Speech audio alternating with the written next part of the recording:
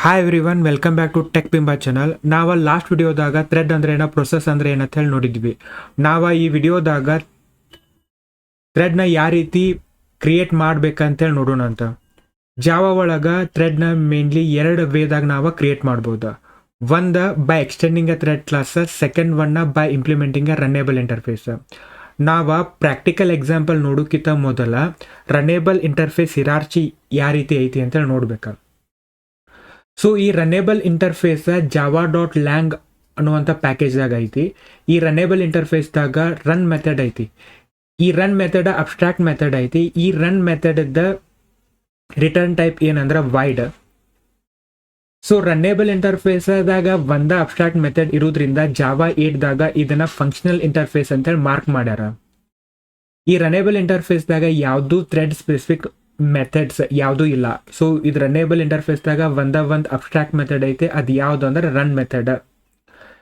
Thread class ಏನು ಮಾಡ್ತೈತಿ ಅಂದ್ರೆ ರನ್ನೇಬಲ್ ಇಂಟರ್ಫೇಸ್ನ ಇಂಪ್ಲಿಮೆಂಟ್ ಮಾಡ್ಕೊಂಡು ರನ್ ಮೆಥಡ್ಗೆ ಡಿಫಾಲ್ಟ್ ಇಂಪ್ಲಿಮೆಂಟೇಷನ್ನ ಕೊಡ್ತೈತಿ. ಥ್ರೆಡ್ ಕ್ಲಾಸ್ ಒಳಗಡೆ ಸ್ಟಾರ್ಟ್, ಸ್ಲೀಪ್, ಜಾಯ್ನ್, ಇಂಟ್ರಪ್ಟ್ ಈ ರೀತಿ ಥ್ರೆಡ್ ಸ್ಪೆಸಿಫಿಕ್ ಮೆಥಡ್ಸ್ ಅದಾವ. ಶಾರ್ಟ್ ಆಗಿ ಹೇಳ್ಬೇಕಂದ್ರೆ ರನ್ನೇಬಲ್ ಅನ್ನೋದ ಫಂಕ್ಷನಲ್ ಇಂಟರ್ಫೇಸ್. ಇದ್ರೊಳಗಡೆ ರನ್ ಅಂತೇಳಿ ಮೆಥಡ್ ಐತಿ. ಈ ರನ್ ಮೆಥಡ್ ಏನೈತಿ ಅಂತಂದ್ರೆ ಅಬ್ಸ್ಟ್ರಾಕ್ಟ್ ಮೆಥಡ್, ಅಂದ್ರೆ ಇದಕ್ಕೇನು ಇಂಪ್ಲಿಮೆಂಟೇಷನ್ ಇಲ್ಲ. ಇದ್ರದ್ದು ರಿಟರ್ನ್ ಟೈಪ್ ವೈಡ್ ಐತಿ. ಈ ರನ್ನೇಬಲ್ ಇಂಟರ್ಫೇಸ್ನ ಥ್ರೆಡ್ ಕ್ಲಾಸ್ ಇಂಪ್ಲಿಮೆಂಟ್ ಮಾಡ್ಕೊಂಡು ರನ್ ಮೆಥಡ್ಗೆ ಡಿಫಾಲ್ಟ್ ಇಂಪ್ಲಿಮೆಂಟೇಷನ್ ಕೊಡ್ತೈತಿ. ನಾವು first way of creating a thread ನೋಡೋಣ ಅಂತ.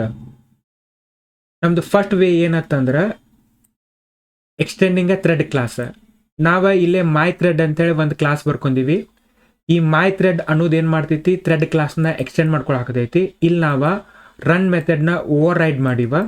ಸೊ ಇಲ್ಲಿ ನಾವೇನು ಮಾಡ್ತೀವಿ ಅಂತಂದ್ರೆ as A part of a new thread ನಾವು ಯಾವ ಬ್ಲಾಕ್ ಆಫ್ ಅ ಕೋಡ್ನ ಎಕ್ಸಿಕ್ಯೂಟ್ ಮಾಡ್ಬೇಕಂತೀವಲ್ಲ ಅದನ್ನು ನಾವಿಲ್ಲೇ ಮೆನ್ಷನ್ ಮಾಡ್ತೀವಿ.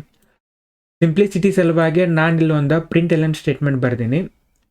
ಇಲ್ಲ ಏನು ಮಾಡಾಕ್ತೀನಿ, ನೇಮ್ ಆಫ್ ದ ಥ್ರೆಡ್ನ ಪ್ರಿಂಟ್ ಮಾಡಾಕತ್ತೀನಿ. ಆಮೇಲೆ ಇಲ್ಲ is executing the run method ಅಂತೇಳಿ ಮೆನ್ಷನ್ ಮಾಡಾಕತ್ತೀನಿ.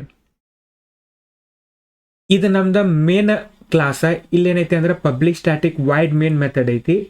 ನಾವಿಲ್ಲೇನು ಮಾಡಾಕತ್ತೀವ, ನಾವೇನು ಕ್ಲಾಸ್ ಕ್ರಿಯೇಟ್ ಮಾಡಿವಲ್ಲ ಅದ್ರದ್ದು ಆಬ್ಜೆಕ್ಟ್ನ ಕ್ರಿಯೇಟ್ ಮಾಡಾಕತ್ತೀವ. ನೇಮ್ ಆಫ್ ಅ ಥ್ರೆಡ್ನ ಸೆಟ್ ಮಾಡಾಕತ್ತೀವ. ಅದಾದ್ಮೇಲೆ ಲೈನ್ ನಂಬರ್ 13ದಾಗ ನಾವೇನು ಮಾಡಾಕತ್ತೀವ, ಸ್ಟಾರ್ಟ್ ಮೆಥಡ್ನ ಕಾಲ್ ಮಾಡಾಕತ್ತೀವ. ನಾವಿದನ್ನ ಎಕ್ಸಿಕ್ಯೂಟ್ ಮಾಡೋಣ. ಅದಾದ್ಮೇಲೆ ನಾವು ಲೈನ್ ಬೈ ಲೈನ್ ಕೋಡ್ನ ನೋಡೋಣ ಅಂತ.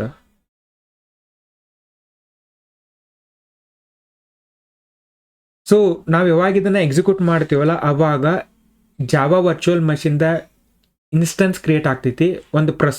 ಒಂದು ಪ್ರೊಸೆಸ್ ಅಲೋಕೇಟ್ ಆಗ್ತೈತಿ. ಜಸ್ಟ್ ಇನ್ ಟೈಮ್ ಕಂಪೈಲರ್ ಏನು ಮಾಡ್ತೈತಿ ಅಂದ್ರೆ starting point of the program ಯಾವ್ದೈತೆ ಹೇಳಿ ಫಿಗರ್ ಔಟ್ ಮಾಡ್ತೈತಿ. ನಮ್ಮ ಕೇಸ್ದಾಗ ಪಬ್ಲಿಕ್ ಸ್ಟ್ಯಾಟಿಕ್ ವೈಡ್ ಮೇನ್ ಅನ್ನೋದೇನದ starting point of the program. So ಈ ಪಾಯಿಂಟ್ದಾಗ ಒಂದು ಥ್ರೆಡ್ ಕ್ರಿಯೇಟ್ ಆಕೈತಿ. ಆ ಥ್ರೆಡ್ ಹೆಸರು ಏನತ್ತಂದ್ರೆ ಮೇನ್ ಥ್ರೆಡ್. ಸೊ ಅದ್ರ ಸಲುವಾಗಿ ನಮ್ಗೆ ಲೈನ್ ನಂಬರ್ 7ದಾಗ ನೋಡಿದ್ರೆ thread main has started the application ಅಂತೇಳಿ ಪ್ರಿಂಟ್ ಆಗೈತಿ. ಸೊ ಇಲ್ಲಿ ಮೇನ್ ಅನ್ನೋದೇನಿದೆ ಥ್ರೆಡ್ ನೇಮ್ ಇದೆ. ಲೈನ್ ನಂಬರ್ 9ದಾಗ ನಾವೇನು ಮಾಡಾಕತ್ತೀವ, ಮೈ ಥ್ರೆಡ್ ಆಬ್ಜೆಕ್ಟ್ನ ಕ್ರಿಯೇಟ್ ಮಾಡ್ಕೊಳಕತ್ತೀವ. ಲೈನ್ ನಂಬರ್ 10ದಾಗ ಈ ಥ್ರೆಡ್ಕ್ಕೆ ಒಂದು ಹೆಸರು ಕೊಡಾಕತ್ತೀವ, ಮೈ ಥ್ರೆಡ್ 1 ಅಂತೇಳಿ ನಾವು ಹೆಸರನ್ನ ಕೊಡಾಕತ್ತೀವ. ಸೊ ಅದಾದ್ಮೇಲೆ ನಾವು ಈ ಲೈನ್ ಆಫ್ ದ ಕೋಡ್ನ ಪ್ರಿಂಟ್ ಮಾಡಾಕತ್ತೀವ. ನಮ್ಗೇನಾಗ್ತಿಲ್ಲ, has created the instance of the custom thread class. So ಇದನ್ನು ಯಾವ್ದು ಎಕ್ಸಿಕ್ಯೂಟ್ ಮಾಡೈತಿ ಅಂದ್ರೆ ಮೇನ್ ಥ್ರೆಡ್ ಎಕ್ಸಿಕ್ಯೂಟ್ ಮಾಡೈತಿ. ಸೊ ಯಾವಾಗ ನಾವು ಮೈ ಥ್ರೆಡ್ ಡಾಟ್ ಸ್ಟಾರ್ಟ್ನ ಎಕ್ಸಿಕ್ಯೂಟ್ ಮಾಡ್ತೀವಲ್ಲ ಅವಾಗ ಆ್ಯಕ್ಚುಲಿ ನಮ್ದು ನ್ಯೂ ಥ್ರೆಡ್ ರೆಡಿ ಆಗ್ತೈತಿ. ಇದನ್ನು ಎಕ್ಸಿಕ್ಯೂಟ್ ಮಾಡೋಕೆ ರೆಡಿ ಆಗಿರ್ತೈತಿ. ಆದ್ರೆ ಅದನ್ನು ಎಕ್ಸಿಕ್ಯೂಟ್ ಮಾಡುತ್ತಾ ಅಂತೇಳಿ ಹೇಳೋಕ್ಕಾಗಿಲ್ಲ. ಅದು ಎದ್ರ ಮ್ಯಾಗ ಡಿಪೆಂಡ್ ಇರ್ತೈತಿ ಅಂದ್ರೆ ಥ್ರೆಡ್ ಶೆಡ್ಯೂಲರ್ ಮ್ಯಾಗ ಡಿಪೆಂಡ್ ಇರ್ತೈತಿ. ಈ ಪಾಯಿಂಟ್ ಆಫ್ ದ ಟೈಮ್ದಾಗ ನಮಗೆ 2 ಥ್ರೆಡ್ ಇರ್ತಾವೆ. ಒಂದು ನಾವು ಕ್ರಿಯೇಟ್ ಮಾಡಿರುವಂಥ ಥ್ರೆಡ್, ಒಂದು ಆಲ್ರೆಡಿ ಎಕ್ಸಿಕ್ಯೂಟ್ ಆಗುವಂಥ ಥ್ರೆಡ್. ಆಲ್ರೆಡಿ ಯಾವ ಥ್ರೆಡ್ ಎಕ್ಸಿಕ್ಯೂಟ್ ಆಗ್ತೈತಿ ಅಂತಂದ್ರೆ ಮೇನ್ ಥ್ರೆಡ್ ಎಕ್ಸಿಕ್ಯೂಟ್ ಆಗ್ತೈತಿ. ಇವಾಗ ಏನಾಗುತ್ತೆ ಅಂತಂದ್ರೆ ಥ್ರೆಡ್ ಶೆಡ್ಯೂಲರ್ ಡಿಸೈಡ್ ಮಾಡ್ತೈತಿ ಯಾವ ಥ್ರೆಡ್ ಎಕ್ಸಿಕ್ಯೂಟ್ ಆಗಬೇಕಾ ಫರ್ದರ್ ಅಂಥೇಳಿ. ಥ್ರೆಡ್ ಶೆಡ್ಯೂಲರ್ ಏನಂತೇಳಿ ಡಿಸೈಡ್ ಮಾಡ್ಬೋದಾ, ಮೈ ಥ್ರೆಡ್ 1 ಎಕ್ಸಿಕ್ಯೂಟ್ ಆಗ್ಬೋದು ಅಂತೇಳಿ ಡಿಸೈಡ್ ಮಾಡ್ಬೋದಾ, ಇಲ್ಲ ಅಂತಂದ್ರೆ ಮೇನ್ ಥ್ರೆಡನ್ನು ಎಕ್ಸಿಕ್ಯೂಟ್ ಆಗ್ಬೇಕಂತೇಳಿ ಅದು ಡಿಸೈಡ್ ಮಾಡ್ಬೋದು. ಸೊ ಇಲ್ಲಿ ನಾವು ಎಕ್ಸಿಕ್ಯೂಟ್ ಮಾಡಿದಾಗ ಏನು ಡಿಸೈಡ್ ಮಾಡೈತಿ ಅಂತಂದ್ರೆ thread scheduler main thread execute ಆಗ್ಬೇಕಂತೇಳಿ ಡಿಸೈಡ್ ಮಾಡೈತಿ. ಅದ್ರ ಸಲುವಾಗಿ ನಮ್ದು ಈ ಲೈನ ಪ್ರಿಂಟ್ ಆಕೈತಿ ಇಲ್ಲಿ. So has reach the end of the main method ಅಂತೇಳಿ ಬಂದೈತಿ. ಸೊ ಈಗ ಏನಾಯ್ತು, ನಮ್ದು ಮೇನ್ ಥ್ರೆಡ್ ಕಂಪ್ಲೀಟಾಗಿ ಎಕ್ಸಿಕ್ಯೂಟ್ ಆಯ್ತು. ಅದಾದ್ಮೇಲೆ ಥ್ರೆಡ್ ಶೆಡ್ಯೂಲರ್ ಏನು ಮಾಡ್ತೈತಿ ಅಂತಂದ್ರೆ ಮೈ ಥ್ರೆಡ್ 1 ಇನ್ನೂ ಎಕ್ಸಿಕ್ಯೂಟ್ ಆಗಿಲ್ಲ. ಅದ್ರ ಸಲುವಾಗಿ ಮೈ ಥ್ರೆಡ್ 1 CPU ಕೊಡ್ತೈತಿ. ಅವಾಗ ಮೈ ಥ್ರೆಡ್ 1 ಈ ಲೈನ್ ಆಫ್ ದ ಕೋಡ್ನ ಎಕ್ಸಿಕ್ಯೂಟ್ ಮಾಡ್ತೈತಿ. ಅದ್ರ ಸಲುವಾಗಿ ನಮ್ಗೆ ಕನ್ಸೋಲ್ದಾಗ ಈ ಲೈನ್ ಬಂದೈತಿ. ಈ ರೀತಿ ನಾವು ಥ್ರೆಡ್ನ ಕ್ರಿಯೇಟ್ ಮಾಡ್ತೀವಿ, ಥ್ರೆಡ್ ಕ್ಲಾಸ್ನ ಎಕ್ಸ್ಟೆಂಡ್ ಮಾಡ್ಕೊಂಡು. ಸೊ ನಾವಿಲ್ಲೇ ಥ್ರೆಡ್ ಡಾಟ್ ಸ್ಲೀಪ್ ಅನ್ನುವಂಥ ಮೆಥಡ್ನ ಯೂಸ್ ಮಾಡಿದ್ರೆ ಇದರದ್ದು ಎಕ್ಸಿಕ್ಯೂಷನ್ ಫ್ಲೋ ಯಾವ ರೀತಿ ಆಕೈತೆ ಅಂತ ಹೇಳಿ ನೋಡೋಣ ಅಂತ.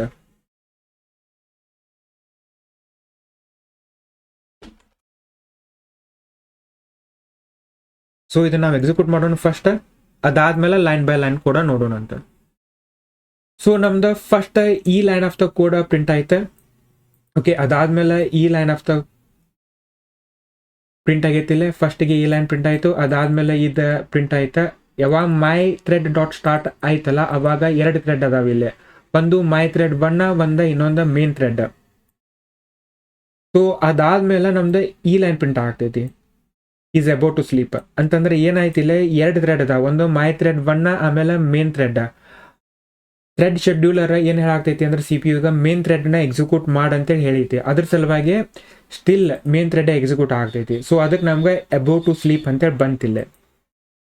ಲೈನ್ ನಂಬರ್ 15ದಾಗ ಥ್ರೆಡ್ ಡಾಟ್ ಸ್ಲೀಪ್ 1000 ಅಂತೇಳಿ ಮೆನ್ಷನ್ ಮಾಡಿವ. ಇದು ಸ್ಲೀಪ್ ಅನ್ನೋದು ಸ್ಟ್ಯಾಟಿಕ್ ಮೆಥಡ್ ಥ್ರೆಡ್ದಾಗ ಐತಿ.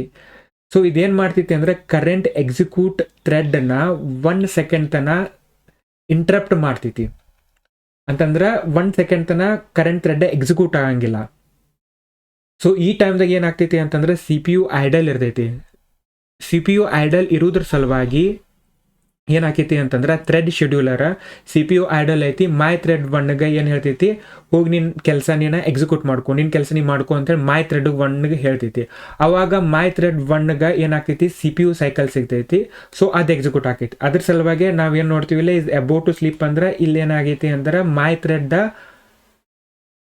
ಎಕ್ಸಿಕ್ಯೂಟ್ ಆಗ್ತೈತಿ ಇಲ್ಲಿ. ಯಾಕಂತಂದ್ರೆ ಮೇನ್ ಥ್ರೆಡ್ ಸ್ಲೀಪಿಗೆ ಹೋಗೈತಿ, CPU ಐಡಲ್ ಐತಿ. ಅವಾಗ ಥ್ರೆಡ್ ಶೆಡ್ಯೂಲರ್ ಹೇಳೈತಿ ಮೈ ಥ್ರೆಡ್ 1ಗೆ ಹೋಗಿ ಎಕ್ಸಿಕ್ಯೂಟ್ ಮಾಡ್ಕೊ ಅಂತೇಳಿ. ಅದ್ರ ಸಲುವಾಗಿ ಮೈ ಥ್ರೆಡ್ 1 ಬಂದಿಲ್ಲೇ ಈ ಲೈನ್ನ ಎಕ್ಸಿಕ್ಯೂಟ್ ಮಾಡೈತಿ.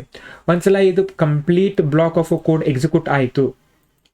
ಅದಾದ್ಮೇಲೆ ನಮ್ದು 1 ಸೆಕೆಂಡ್ ಎಲ್ಯಾಪ್ಸ್ ಆದ್ಮೇಲೆ ಲೈನ್ ನಂಬರ್ 17 ಎಕ್ಸಿಕ್ಯೂಟ್ ಆಗೈತಿ. ಅಂದ್ರೆ ಮೇನ್ ಥ್ರೆಡ್ ಕಂಟಿನ್ಯೂ ಆಗೈತಿ, ಮೇನ್ ಥ್ರೆಡ್ ವೇಕಪ್ ಆಯ್ತಾ, 1 ಥ್ರೆಡ್ ಎಲ್ಯಾಪ್ಸ್ ಆಗೈತಿ ಅಂತೇಳಿ ಬಂತಿದೆ. ಸೊ ಅದಾದ್ಮೇಲೆ ನೆಕ್ಸ್ಟ್ ಲೈನ್ ನಂಬರ್ 20 ಎಕ್ಸಿಕ್ಯೂಟ್ ಆಗೈತಿ. ಸೊ ಈ ರೀತಿ ನಾವು ಥ್ರೆಡ್ ಕ್ಲಾಸ್ನ ಎಕ್ಸ್ಟೆಂಡ್ ಮಾಡಿ ಕ್ರಿಯೇಟ್ ಮಾಡ್ಬೋದು. ಸೆಕೆಂಡ್ ಅಪ್ರೋಚ್ ಯಾವ್ದು ಅಂದ್ರೆ creating a thread by implementing the runnable interface. ನಾವಿಲ್ಲೇನು ಮಾಡಿವ, ಒಂದು ಕ್ಲಾಸ್ ಬರ್ಕೊಂಡಿವ. ಈ ಕ್ಲಾಸ್ ಏನು ಮಾಡಾಕ್ತೈತಿ, ಇಂಪ್ಲಿಮೆಂಟ್ಸ್ ರನೇಬಲ್ ಇಂಟರ್ಫೇಸ್ನ ಇಂಪ್ಲಿಮೆಂಟ್ ಮಾಡ್ಕೊಳಾಗ್ತೈತಿ. ನಾವು ರನ್ ಮೆಥಡ್ನ ಓವರ್ ರೈಡ್ ಮಾಡಿವಿಲ್ಲೇ. ಇಲ್ಲಿ ನಾವು ಸಿಂಪ್ಲಿಸಿಟಿ ಸಲುವಾಗಿ ಒಂದು ಪ್ರಿಂಟ್ ಎಫ್ ಸ್ಟೇಟ್ಮೆಂಟ್ ಹಾಕೊಂಡಿವ, ಪ್ರಿಂಟ್ ಎಲ್ ಸ್ಟೇಟ್ಮೆಂಟ್ ಹಾಕೊಂಡಿವ. ನಮ್ದಿದ ಮೇನ್ ಕ್ಲಾಸ, ಇದ್ರೊಳಗ public static void main method ಐತಿ. ಲೈನ್ ನಂಬರ್ 9ದಾಗ ನಾವು ನಮ್ಮ ಕಸ್ಟಮ್ ಕ್ಲಾಸದ ಆಬ್ಜೆಕ್ಟ್ನ ಕ್ರಿಯೇಟ್ ಮಾಡ್ಕೊಳಕತ್ತೀವ. ಥ್ರೆಡ್ ಕ್ಲಾಸದ ಇನ್ಸ್ಟೆನ್ಸ್ನ ಕ್ರಿಯೇಟ್ ಮಾಡ್ಕೊಂಡು ಇದ್ರ ಕನ್ಸ್ಟ್ರಕ್ಟರ್ ಒಳಗಡೆ ನಾವು ಕ್ರಿಯೇಟ್ ಮಾಡುವಂಥ ಆಬ್ಜೆಕ್ಟ್ನ ಆಸ್ ಎ ಕನ್ಸ್ಟ್ರಕ್ಟರ್ ಆರ್ಗ್ಯುಮೆಂಟ್ ಆಗಿ ಕಳ್ಸಾಕತ್ತೀವ. ನೇಮ್ ಆಫ್ ದ ಥ್ರೆಡ್ನ ಸೆಟ್ ಮಾಡಾಕತ್ತೀವ. ಲೈನ್ ನಂಬರ್ 12ದಾಗ ಥ್ರೆಡ್ ಡಾಟ್ ಸ್ಟಾರ್ಟ್ನ ನಾವು ಕಾಲ್ ಮಾಡಾಕತ್ತೀವ. ಆಮೇಲೆ ಥ್ರೆಡ್ ಡಾಟ್ ಸ್ಲೀಪ್ ಐತಿ. ಅದಾದ್ಮೇಲೆ ಇನ್ನೊಂದು ಪ್ರಿಂಟ್ ಎಲ್ ಸ್ಟೇಟ್ಮೆಂಟ್ ಐತಿ. ಸೊ ಇದನ್ನ ಎಕ್ಸಿಕ್ಯೂಟ್ ಮಾಡಿದ್ರೆ ಫಸ್ಟ್ ನಮ್ದು ಈ ಲೈನ್ ಬಂತು. ಓಕೆ, ಯಾವಾಗ ನಾವು ಥ್ರೆಡ್ ಡಾಟ್ ಸ್ಟಾರ್ಟ್ ಅಂತೇಳಿ ಕರಿತೀವಲ್ಲ ಅವಾಗ 2 ಥ್ರೆಡ್ ಇರ್ತಾವ. ಒಂದು ನಾವು ಕ್ರಿಯೇಟ್ ಮಾಡಿರುವಂಥ ಥ್ರೆಡ್, ಒಂದು ಆಲ್ರೆಡಿ ಎಕ್ಸಿಕ್ಯೂಟ್ ಆಗ್ತಾ ಇರುವಂಥ ಥ್ರೆಡ್ ಶೆಡ್ಯೂಲರ್ ಡಿಸೈಡ್ ಮಾಡ್ತೈತಿ ಯಾವ ಥ್ರೆಡ್ ಎಕ್ಸಿಕ್ಯೂಟ್ ಆಗ್ಬೇಕಾ ಅಂತ ಹೇಳಿ. ಸೊ ಮೇನ್ ಥ್ರೆಡ್ನ ಎಕ್ಸಿಕ್ಯೂಟ್ ಆಗ್ಬೇಕಂತೇಳಿ ಡಿಸೈಡ್ ಆಗೈತಿ. ಅದಾದ್ರೆ ಲೈನ್ ನಂಬರ್ 13ದಾಗ ಏನೈತಿ ಅಂತಂದ್ರೆ ಸ್ಲೀಪ್ 1000 ಐತೆ. ಸೊ ಇದ್ರ ಸಲುವಾಗಿ ಮೇನ್ ಥ್ರೆಡ್ ಎಕ್ಸಿಕ್ಯೂಷನ್ ಇಂಟ್ರಪ್ಟ್ ಆಗೈತಿ.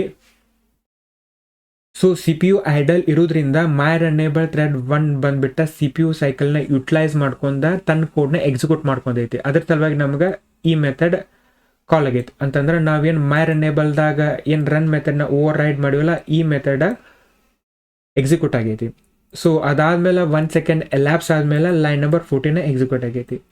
ಈ ರೀತಿ ನಾವು ರನ್ನೇಬಲ್ ಇಂಟರ್ಫೇಸ್ನ ಯೂಸ್ ಮಾಡ್ಕೊಂಡ ಥ್ರೆಡ್ನ ನಾವು ಕ್ರಿಯೇಟ್ ಮಾಡ್ಬೋದು. ನಾವಿಲ್ಲಿ ನೋಡಿದ್ರೆ ನಾವೇನು ಮಾಡಾಕತ್ತೀವ, ಮೈ ರನ್ನೇಬಲ್ ಆಬ್ಜೆಕ್ಟ್ನ ನಾವು ಥ್ರೆಡ್ ಕ್ಲಾಸದ ಕನ್ಸ್ಟ್ರಕ್ಟರ್ ಒಳಗಡೆ ಪ್ಯಾರಾಮೀಟರ್ ಆಗಿ ಕಳ್ಸಾಕತ್ತೀವ. ನಾವು ರನ್ನೇಬಲ್ ಇಂಟರ್ಫೇಸ್ನ ಫಂಕ್ಷನಲ್ ಇಂಟರ್ಫೇಸ್ ಅಂತೇಳಿ ಮಾರ್ಕ್ ಮಾಡ್ಯಾರ ಅಂತೇಳಿ ನೋಡಿದ್ವಿ. ಸೊ ನಾವು ಇದ್ರ ಕೆಪಾಬಿಲಿಟಿನ ಯೂಸ್ ಮಾಡ್ಕೊಂಡು ನಾವು ಥ್ರೆಡ್ ಕ್ಲಾಸದ ಕನ್ಸ್ಟ್ರಕ್ಟರ್ ಒಳಗಡೆ ಡೈರೆಕ್ಟಾಗಿ ಲ್ಯಾಂಬ್ಡಾ ಎಕ್ಸ್ಪ್ರೆಷನ್ನ ಕಳಿಸ್ಬೋದು. ಅಂದರೆ ಏನಂತಂದ್ರೆ ನಾವು ಮೈ ರನ್ನೇಬಲ್ ಥ್ರೆಡ್ ಅಂತೇಳಿ ಹೋಲ್ ನ್ಯೂ ಕ್ಲಾಸ್ ಕ್ರಿಯೇಟ್ ಮಾಡುವಂಥ ಅವಶ್ಯಕತೆ ಇಲ್ಲ. ಸೊ ಇಲ್ಲಿ ನಾವು ನೋಡಿದ್ರೆ ಈ ಥ್ರೆಡ್ ಕ್ಲಾಸದ ಕನ್ಸ್ಟ್ರಕ್ಟರ್ ಒಳಗಡೆ ನಾವು ಡೈರೆಕ್ಟಾಗಿ ಲ್ಯಾಂಬ್ಡಾ ಎಕ್ಸ್ಪ್ರೆಷನ್ನ ಕೊಡಾಕತ್ತೀವ.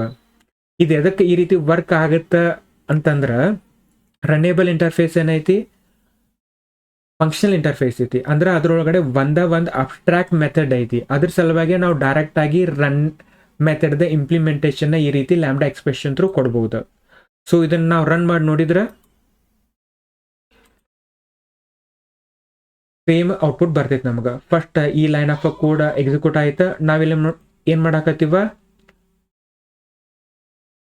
ಥ್ರೆಡ್ದ ಆಬ್ಜೆಕ್ಟ್ನ create ಮಾಡ್ಕೊಳಕತ್ತೀವ.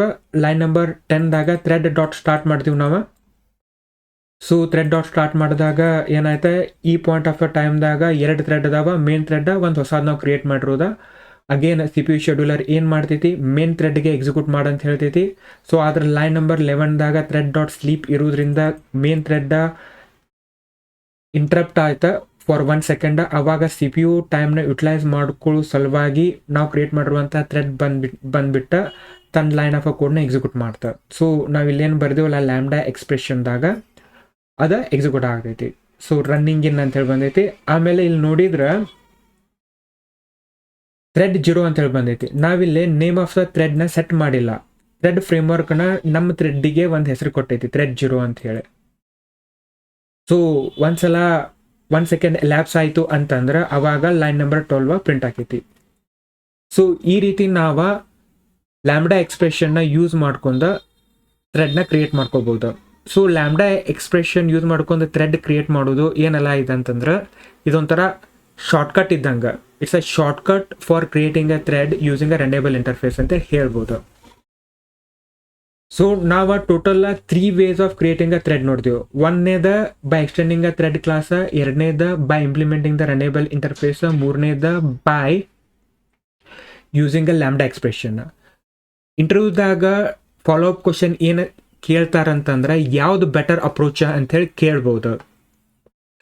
So in case of extending a ಥ್ರೆಡ್ದಾಗ ಒಂದು ಮೇಜರ್ ಲಿಮಿಟೇಷನ್ ಏನತ್ತಂದ್ರೆ ಜಾವಾ ಮಲ್ಟಿಪಲ್ ಇನ್ಹೆರಿಟೆನ್ಸ್ನ ಸಪೋರ್ಟ್ ಮಾಡಂಗಿಲ್ಲ. ಅಂತಂದ್ರೆ ನಾವು ಒಂದೇ ಕ್ಲಾಸ್ನ ಎಕ್ಸ್ಟೆಂಡ್ ಮಾಡ್ಬೋದು, ಮೋರ್ ದೆನ್ ಒನ್ ಅನ್ನು ನಾವು ಎಕ್ಸ್ಟೆಂಡ್ ಮಾಡೋಕ್ಕಾಗಿಲ್ಲ. ನಾವಿಲ್ಲಿ ಎಕ್ಸ್ಟೆಂಡ್ ಆಲ್ರೆಡಿ ಒಂದು ಕ್ಲಾಸ್ನ ಮಾಡಾಕ್ತೀವಿ, ಇಲ್ಲಿ ಎಕ್ಸ್ಟೆಂಡ್ಸ್ ಥ್ರೆಡ್ ಅಂತ ಹೇಳಿ ಕೊಟ್ಟಿವಿ. ಇನ್ನೊಂದು ಕ್ಲಾಸ್ನ ನಾವು ಎಕ್ಸ್ಟೆಂಡ್ ಮಾಡ್ಕೊಳಕ್ಕೆ ಬರಂಗಿಲ್ಲ.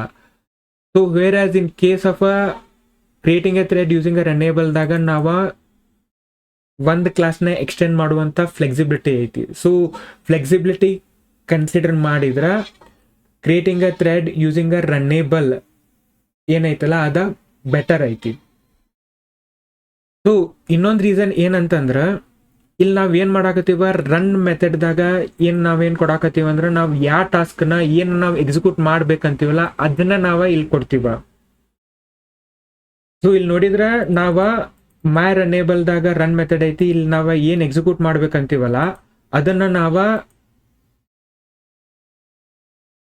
ರನ್ ಮೆಥಡ್ ಒಳಗಡೆ ಮೆನ್ಷನ್ ಮಾಡಾಕತ್ತೀವ. ಓಕೆ, ಸೊ ನೆಕ್ಸ್ಟ್ ಅದರ ಆಬ್ಜೆಕ್ಟ್ನ ಅಂದ್ರೆ ಮೈ ರನ್ನೇಬಲ್ದ ಆಬ್ಜೆಕ್ಟ್ನ ಕ್ರಿಯೇಟ್ ಮಾಡಿ ಅದನ್ನ ನಾವು ಕನ್ಸ್ಟ್ರಕ್ಟರ್ ಆರ್ಗ್ಯುಮೆಂಟ್ ಆಗಿ ಥ್ರೆಡ್ಡಿಗೆ ಪಾಸ್ ಮಾಡಾಕತ್ತೀವ. ಸೊ ಇಲ್ಲೇ what to execute and how to execute ಏನದಾವಲ್ಲ ಎರಡನ್ನೂ ನಾವು ಸಪ್ರೇಟ್ ಮಾಡಿವ, ಸೆಗ್ರಿಗೇಟ್ ಮಾಡಿವ. ಸೊ ಇದು ಕ್ಲೀನರ್ ಅಪ್ರೋಚ್ ಐತಿ. ಅಂದ್ರೆ ಡಿಸೈನ್ ಅಸ್ಪೆಕ್ಟ್ ನೋಡಿದೀವಿ ಅಂತಂದ್ರೆ ನಾವು what to execute, how to execute ಅನ್ನೋದೇನೈತಿ ನೀಟಾಗಿ ಕ್ಲಿಯರ್ ಆಗಿ ಸೆಗ್ರಿಗೇಟ್ ಮಾಡಿವ.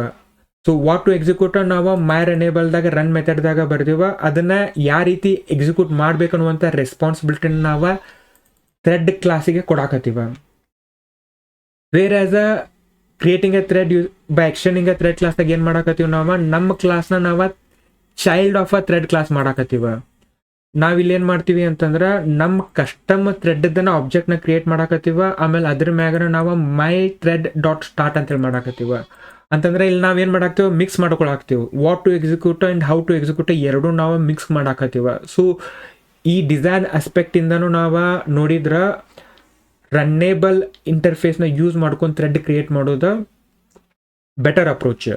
ಸೊ ಈಗ ನಾವು ರನ್ನೇಬಲ್ ಯೂಸ್ ಮಾಡ್ಕೋಬೇಕಾ, ಆಮೇಲೆ ಲ್ಯಾಂಬ್ಡಾ ಎಕ್ಸ್ಪ್ರೆಷನ್ನ ಯೂಸ್ ಮಾಡ್ಕೊಂಡು ಥ್ರೆಡ್ ಕ್ರಿಯೇಟ್ ಮಾಡ್ಕೋಬೇಕಾ ಅಂತಂದ್ರೆ ನಾವು ಕೋಡ್ ಕನ್ಸೈಸ್ ವೇ ನೋಡಿದ್ರೆ ನಾವು ಲ್ಯಾಂಬ್ಡಾ ಎಕ್ಸ್ಪ್ರೆಷನ್ ಯೂಸ್ ಮಾಡ್ಕೊಂಡು ಥ್ರೆಡ್ ಕ್ರಿಯೇಟ್ ಮಾಡೋದು ಈಸಿ. ಇನ್ ಕೇಸ್ ನಮ್ದು ಏನಿತ್ತು ಅಂತಂದ್ರೆ ಸಣ್ಣ ಕೋಡ್ ಇತ್ತು ಅಂತಂದ್ರೆ ಅವಾಗ ನಾವು ಈ ರೀತಿ ಬರ್ಕೋಬೋದು. ಇನ್ ಕೇಸ್ ನಾವು ರನ್ ಮೆಥಡ್ದಾಗ ಏನು ಲಾಜಿಕ್ ಬರೀಬೇಕಂತೀವಲ್ಲ, ಇನ್ ಕೇಸ್ ಅದು ಭಾಳ ಕಡಿಮೆ ಇತ್ತಂದ್ರೆ then we can go head for creating a thread using a lambda expression. In case ನಾವು ರನ್ ಮೆಥಡ್ದಾಗ ರನ್ ಮಾಡುವಂಥ ಲಾಜಿಕ್ ಏನಾರ ಭಾಳ ಹ್ಯೂಜ್ ಇತ್ತಂತಂದ್ರೆ ಅವಾಗ ನಾವೇನು ಮಾಡ್ಬೋದು ಅಂತಂದ್ರೆ ಸಪ್ರೇಟ್ ಆಗೇನ ಒಂದು ಕ್ಲಾಸ್ ಬರ್ಕೊಂಡು ಇಂಪ್ಲಿಮೆಂಟ್ಸ್ ರನ್ನೇಬಲ್ ಅಂತೇಳಿ ಅವಾಗ ಅದನ್ನು ಬರಿಬೋದು.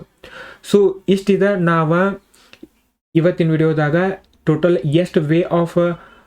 ಎಷ್ಟು ವೇ ಅದಾವ ಥ್ರೆಡ್ನ ಕ್ರಿಯೇಟ್ ಮಾಡ್ಕೊಳಕ್ಕೆ, ಆಮೇಲೆ ಯಾವ ಅಪ್ರೋಚ್ ಬೆಟರ್ ಅದಾವ ಅಂತೇಳಿ ನೋಡಿದೀವ. ನಾವು ನೆಕ್ಸ್ಟ್ ವಿಡಿಯೋದಾಗ ಥ್ರೆಡ್ ಲೈಫ್ ಸೈಕಲ್ ಯಾವ ರೀತಿ ವರ್ಕ್ ಆಕಿತ್ತು ಅಂತ ಹೇಳಿ ನೋಡೋಣ ಅಂತ. ಸೊ ಈ ವಿಡಿಯೋ ನಿಮಗೆ ಹೆಲ್ಪ್ಫುಲ್ ಅನಿಸ್ತಂದ್ರೆ ಈ ವಿಡಿಯೋಕ್ಕೆ ಈ ಚಾನಲ್ಗೆ ಲೈಕ್ ಮಾಡಿರಿ, ಶೇರ್ ಮಾಡಿರಿ, ಸಬ್ಸ್ಕ್ರೈಬ್ ಮಾಡಿರಿ, ನಿಮ್ಮ ಫ್ರೆಂಡ್ ಜೊತೆ ಎಲ್ಲ ಶೇರ್ ಮಾಡಿರಿ. Thanks for watching.